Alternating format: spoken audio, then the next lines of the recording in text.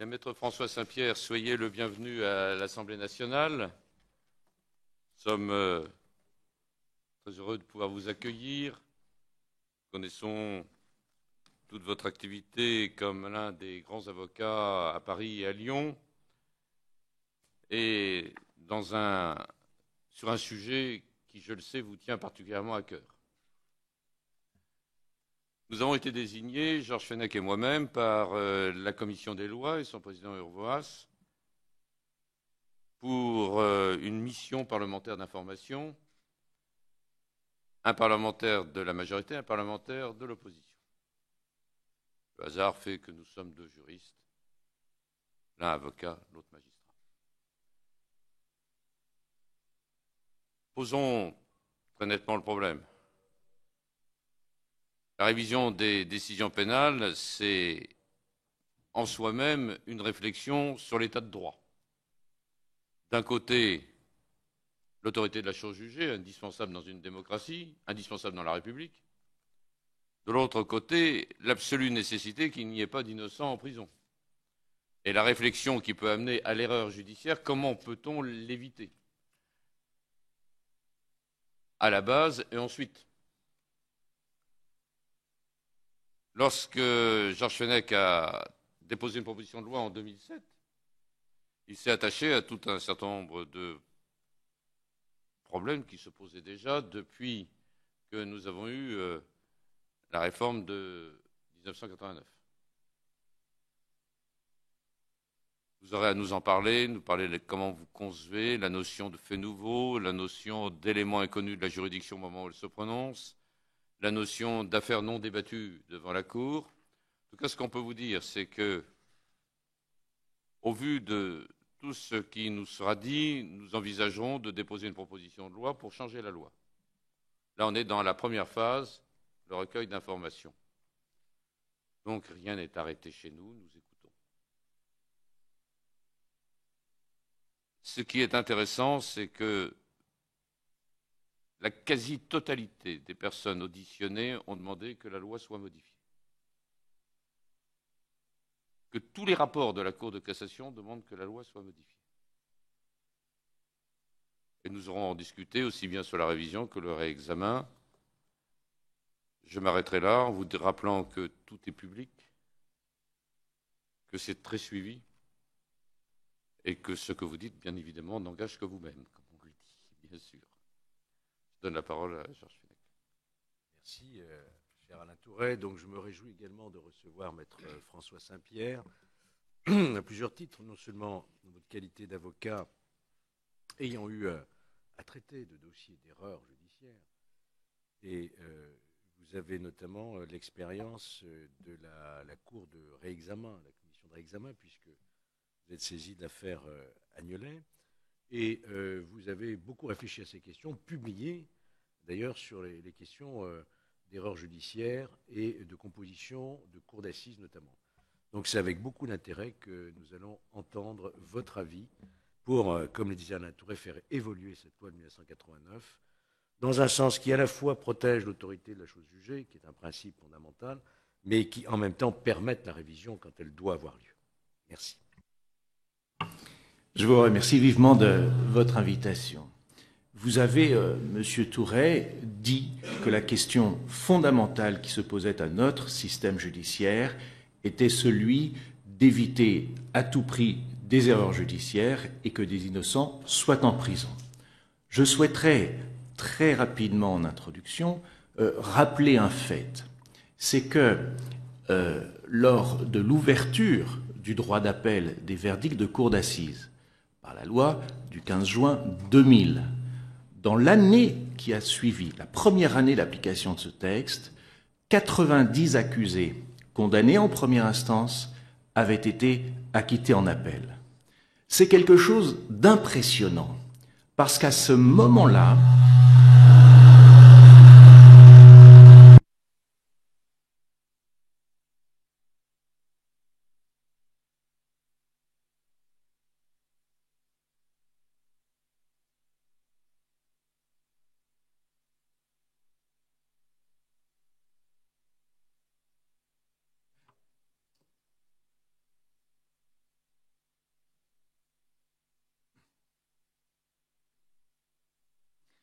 Bien, je reprends mon propos.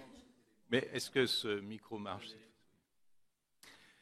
Je vous remercie vivement de votre invitation pour discuter de ce sujet primordial. Vous avez indiqué tout à l'heure, Monsieur Touret, que l'objectif de votre mission était de repenser la procédure de révision, de sorte que les condamnations pénales soient le mieux garanties possible et que en prison se trouve le moins d'innocents possible. C'est quelque chose d'essentiel. Je voudrais, en introduction, rappeler un fait. Lors de l'ouverture du droit d'appel des verdicts de condamnation de cour d'assises par la loi du 15 juin 2000, dès la première année d'entrée en vigueur de ce texte, 90 accusés qui avaient été condamnés en première instance ont été acquittés en appel. C'est glaçant de faire ce constat parce que, à cette époque-là, en 2000, de mémoire, nous devions être à 5 condamnés qui avaient obtenu une révision de leur condamnation et avaient ensuite été acquittés. Cette différence de chiffres ne pouvait que nous poser radicalement la question du nombre d'innocents en prison. Je voudrais ajouter que lors de l'ouverture du droit d'appel des verdicts d'acquittement au profit du procureur de la République, ou du procureur général plus exactement, 2 ans plus tard, eh bien, les taux de condamnation d'accusés acquittés en première instance, condamnés donc en appel, ces taux se sont trouvés très élevés puisque M. Pierre-Victor Tournier a établi une statistique selon laquelle plus d'un acquittement sur 2 était converti en condamnation en appel. Donc, l'aléa judiciaire est tout de même très important, alors que se pose fondamentalement la question de la vérité, de la culpabilité ou de l'innocence d'un accusé. Et c'est une question qui demeure malgré le développement formidable de la police scientifique et des preuves qui, en principe, devraient nous permettre de rationnellement penser l'innocence ou la culpabilité d'un homme ou d'une femme accusé. J'ai suivi, bien entendu, vos auditions jusque-là et je ne voudrais pas faire de redites par rapport aux propos tenus par les intervenants précédents. Je voudrais faire 4 remarques, 4 suggestions, oserais-je dire, sur les procédures de jugement et de révision. J'ai vécu la procédure de révision par l'affaire de Maurice Agnelet, dont M. Fenech, vous parliez il y a un instant. Voici un homme acquitté en première instance, condamné en appel, au profit duquel j'ai engagé tout d'abord une demande de révision devant la commission de révision, qui a échoué, je voudrais en dire un mot, et ensuite une procédure de réexamen, car en janvier 2013, la Cour européenne des droits de l'homme a jugé illégal ce procès, cette condamnation, pour violation du principe du procès équitable. Lors du dépôt de cette requête en révision devant la commission de révision, je me suis rendu compte d'une difficulté pratique que rencontraient les avocats. J'avais été destinataire d'un coup de fil d'un avocat puis d'un journaliste me disant que telle personne, un ancien de la French Connection, un ancien gangster à la retraite, souhaitait parler et dire qu'il savait qui était l'auteur de cet assassinat. Vous savez bien que la déontologie des avocats leur interdit de rentrer en contact avec un témoin. Le ferait-il immédiatement? Le propos qu'il rapporterait de ce témoin serait suspect, il aurait été manipulé par l'avocat. Nous ne pouvons pas contre-enquêter. Les choses sont très claires en l'état des choses. Nous n'avons aucun moyen, dans une telle situation, de vérifier préalablement la fiabilité de ce nouveau témoignage, le sérieux de ce nouvel élément. La seule possibilité qui nous est offerte légalement, c'est de rédiger une requête de saisine de la commission de révision, mais avec ce si peu d'éléments que nous avons dans les doigts, il y a fort à parier qu'elle peut être rejetée d'office par le président ou la présidente de la commission de révision. Je me suis rendu compte à ce moment-là qu'il manquait aux avocats un outil, et cet outil peut être celui-ci, c'est que nous puissions demander au procureur de la République du lieu où l'affaire a été instruite, par exemple, d'ouvrir une enquête préalable de vérification de la réalité, du sérieux, de la fiabilité de cet élément nouveau. Qu'il s'agisse d'un témoignage, qu'il s'agisse d'une vérification factuelle sur un lieu donné. Le procureur, à ce moment-là, qui apprécie évidemment l'opportunité, peut-être le sérieux de la demande, eh bien, demande aux services de police ou de gendarmerie de vérifier ce qu'il en est, d'auditionner la personne. Je vous rappelle que dans mon affaire, ce témoin était un ancien gangster et que spontanément, il n'avait pas souhaité se rendre à la police ou demander à être auditionné par le procureur de la République de Nice ou de Marseille, puisque c'était dans le sud que les choses se passaient. Voilà un outil qui est très important. Et en fonction donc du retour de cette enquête, dont l'avocat devrait avoir connaissance par la suite, copie, il saurait s'il pourrait utilement ou pas saisir la juridiction de révision. Cet ajout dans le Code de procédure pénale me semblerait très utile. Si vous permettez, à ce stade, sur la saisine du parquet, est-ce que vous avez réfléchi éventuellement à une plus grande judiciarisation de cette procédure? Est-ce qu'on pourrait imaginer, dans l'hypothèse d'un refus, par exemple, du parquet de procéder à ces investigations, une voie de recours? Mais écoutez, comme la loi du 15 juin 2000 avait prévu qu'en cas de classement sans suite d'une plainte préalable, plutôt c'est la loi de 2007, je crois, voilà, c'est la loi Clément de 2007, les plaintes avec constitution de partie civile étant limitées, les plaignants devant d'abord saisir le procureur de la République d'une plainte simple, il a été prévu qu'en cas de refus, eh bien, le plaignant puisse saisir le procureur général, qui apprécie à son tour cette plainte. Donc c'est du classement sans suite. Hein. Donc c'est quelque chose d'utile. Évidemment, je souhaiterais que pour cette phase préalable, n'est-ce pas, l'avocat puisse obtenir une réponse du procureur de la République, par exemple, dans le mois, en parallèle avec les demandes faites, le régime de demandes adressées au juge d'instruction. En cas de refus, il aurait la possibilité de saisir le procureur général ou la chambre de l'instruction. Pourquoi pas? Avec nécessairement, et c'est très important, l'accès au dossier, la disposition de la copie de la procédure, et pourquoi pas une demande d'acte d'investigation supplémentaire à ce stade-là. Autrement dit, c'est les instruments judiciaires que l'avocat a dans les mains lorsqu'il participe à une instruction judiciaire. Mais, Georges Fenech, vous introduisez là la deuxième observation que je souhaitais faire. Alain Tourret fait justement remarquer pourquoi ne pas envisager une procédure auprès de la commission de révision, qui elle-même pourrait procéder à cet acte. Commission d'instruction, pardon.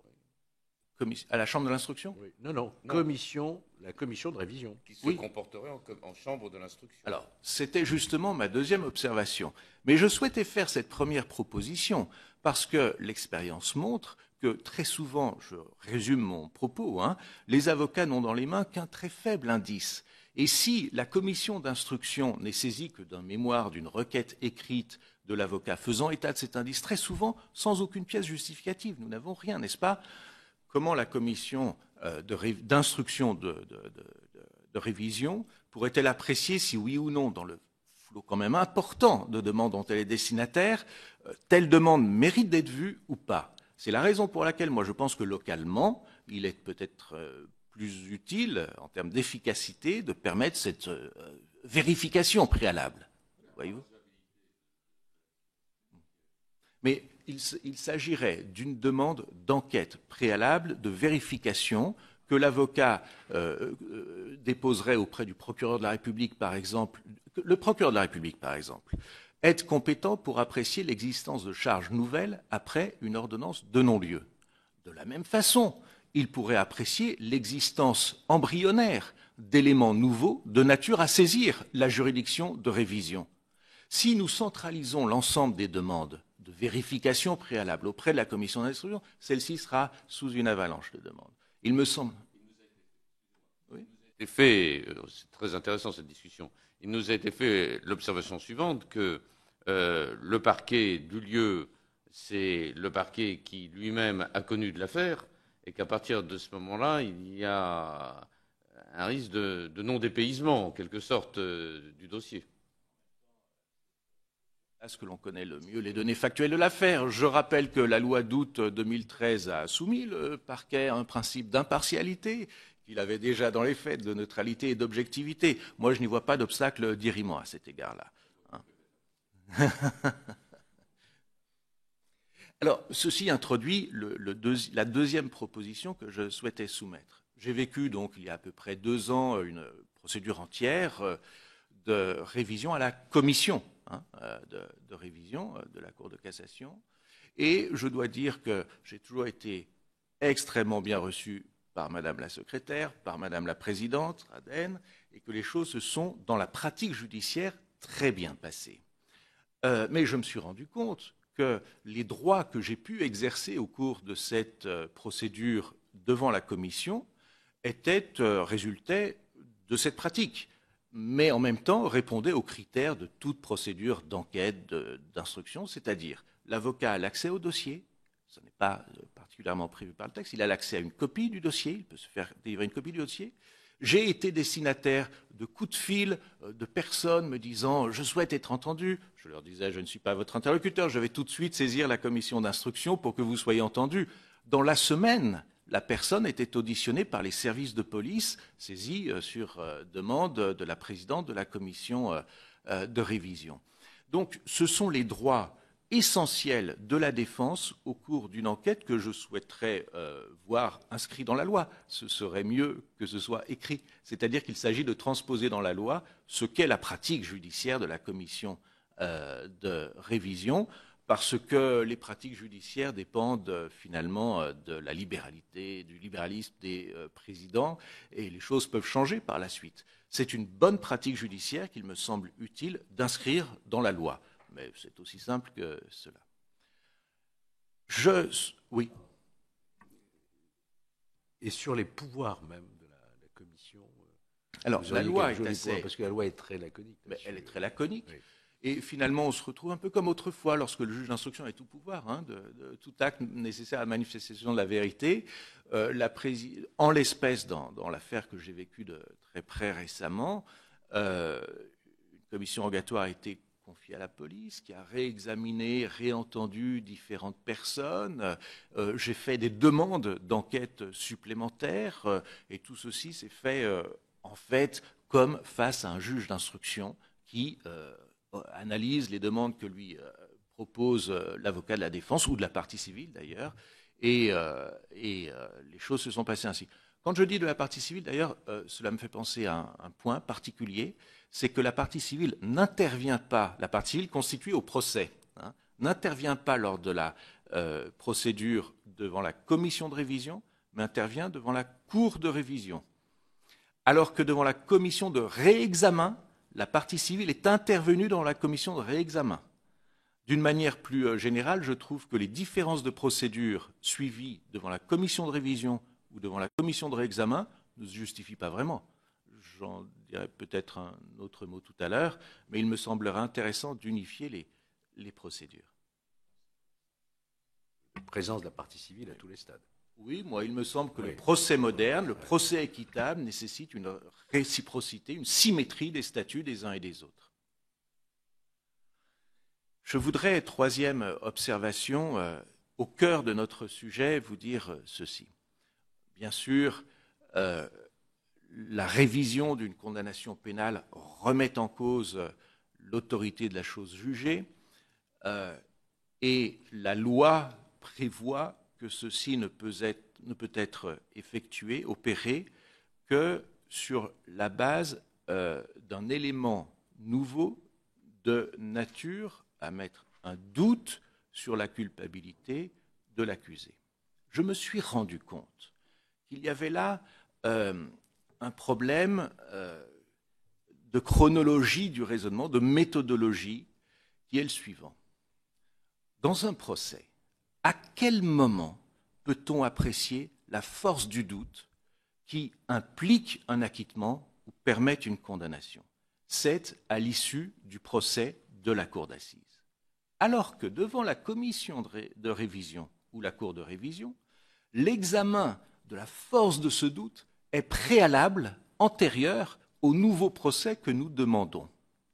Or, dans bien des cas, nous le savons, un nouveau témoignage, n'est-ce pas, en soi, ne provoque pas un doute majeur. On est même circonspect ou suspicieux. Mais si nous mettons en perspective ce nouveau témoignage dans le cadre d'un procès de cour d'assises comparé aux autres témoins cités à la barre de la cour, nous nous rendons compte que le verdict pourrait être exactement l'inverse. Dans l'affaire Agnelet dont je parlais, je vous rappelle que dans cette affaire mythique, qui appartient aux annales judiciaires, il n'y a pas de scène de crime. Il n'y a aucune preuve matérielle. Il n'y a aucun témoin des faits. Il n'y a que des témoins d'une histoire, d'un contexte niçois des années 70. Et, ma foi, la trentaine de témoins entendus pouvaient rapporter des choses très variées, très subjectives.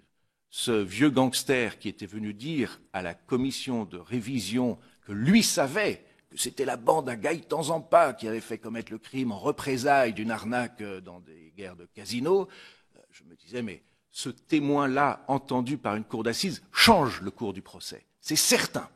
Isolé, on se dit, ce type-là est un vieux gangster. Est-ce qu'il est crédible, etc. Moi, je réponds, mais qui mieux qu'un vieux gangster connaît le milieu niçois, etc. Et je me suis dit, là, vraiment, cette notion de doute sur la culpabilité de l'accusé, ça n'est pas à ce moment-là, à ce stade-là de la procédure qu'il faut l'évaluer. C'est à l'issue du nouveau procès. Comment donc conceptualiser les conditions du nouveau procès, de la révision? Et je pense que ce n'est pas le doute sur la culpabilité. Je pense que l'élément nouveau apporté doit, et c'est la condition de la révision, modifier substantiellement les données de l'accusation. C'est très différent. À partir du moment où les données de l'accusation sont substantiellement modifiées par l'élément de preuve nouveau, la tenue d'un nouveau procès est légitime. Je vais prendre un exemple très simple. Vous savez que la Cour de révision est actuellement saisie de deux affaires, dont l'une est celle de M. Iacono, l'ancien maire de Vence, dans le Midi, qui avait été condamné 2 fois en cour d'assises pour un crime de nature sexuelle sur la personne de son petit-fils et sur la base de l'unique accusation portée par son petit-fils. L'affaire est publique, j'en parle donc, c'est très concret. Ce jeune homme a par la suite retiré son propos. Il s'est rétracté. Il s'est rétracté. À la commission de révision, le ministère public s'est opposé à une révision en disant mais le propos de ce garçon n'est pas forcément suffisamment crédible pour que nous ordonnions un nouveau procès parce que le doute sur la culpabilité de ce condamné n'est pas suffisamment fort. Qu'en sait-on? Que donnera le nouveau procès? Car la commission de révision, contrairement aux réquisitions du ministère public, a ordonné la saisine de la Cour de révision qui va statuer donc dans la période à venir. Et devant la Cour de révision, je soutiens que le problème n'est pas tant de savoir quelle est la force de ce doute sur la culpabilité de cet homme, mais que de savoir est-ce que la rétractation de cette accusation change fondamentalement, substantiellement, les données du procès dont il est demandé la révision. Et la réponse c'est oui, puisque c'est l'élément central du procès, l'élément à charge majeure du procès n'existe plus. Ou en tous les cas, il faut le réexaminer. Est-ce que cela doit se faire dans le cadre d'un examen préalable de ce nouveau procès ou à l'issue de ce procès de cour d'assises où nous le savons, le caractère public contradictoire du procès de cour d'assises a un effet de labour, si je puis dire, des faits passés, tel qu'il en ressort vraiment beaucoup de choses. Et je pense qu'on accède d'une manière plus proche de la vérité à l'issue d'un procès de cour d'assises d'une semaine ou de 15 jours, plutôt qu'à l'issue d'une audience feutré, dont le caractère contradictoire, parce que les témoins ne défilent pas, parce que ça n'est pas un procès, eh bien, ne le permet. Vraiment, je pense que c'est un point, réflexion faite, hein, extrêmement important pour moi. Finalement, pourquoi les révisions sont-elles si peu nombreuses? C'est notamment parce que cette notion de doute sur la culpabilité est posée de manière prématurée. Je résume, c'est une question d'accusation plus que de conviction sur la culpabilité. Peut-être imaginer une rédaction cumulative ou alternative. Ou alternative. Ou alternative hein, sur le texte qui pourrait invoquer la notion de doute, faire naître un doute sur la culpabilité, ou qui aurait pu modifier substantiellement les données de l'accusation. Voilà. Ça peut être alternatif. Voilà. Voilà parce que dans remettons cas, les choses en l'état à l'époque du jugement et quelle aurait été la force sur les jurés de cet élément nouveau. Voilà. Ça pourrait être alternatif. Et ce caractère alternatif permettrait aussi à la juridiction de révision de décider qu'il n'y a même plus matière à nouveau procès d'ailleurs. Hein. Mais dans la plupart des cas, nous le voyons bien, la question qui se pose, c'est un nouveau procès est-il utile, nécessaire, légitime? C'est la raison pour laquelle, moi, je pense que cette conception-là des choses bouleverserait, révolutionnerait notre pratique de la révision judiciaire. Vous avez évoqué... Pardon.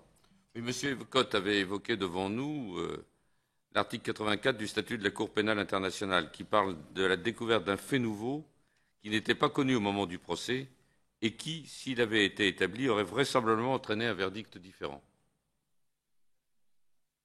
Je dois dire aussi que il y a un aspect parallèle du problème qui est important, c'est lorsqu'une cause d'illégalité grave de la procédure est découverte après le procès. Cela s'est produit à la cour d'assises de Saint-Denis de la Réunion, il y a 3 ans à peu près, où l'officier de police qui vient déposer à la barre raconte l'enquête, et tout le monde découvre à ce moment-là qu'elle est accomplie dans des données tout à fait illégales en dehors du code de procédure pénale. La cour d'assises a prononcé une annulation. Le parquet s'est pourvu en cassation. La cour de cassation a maintenu sa jurisprudence classique qui veut qu'après purge des nullités à l'issue de l'instruction judiciaire, c'est terminé, il n'y a plus de possibilité d'annulation de la procédure. Je dis qu'il est grave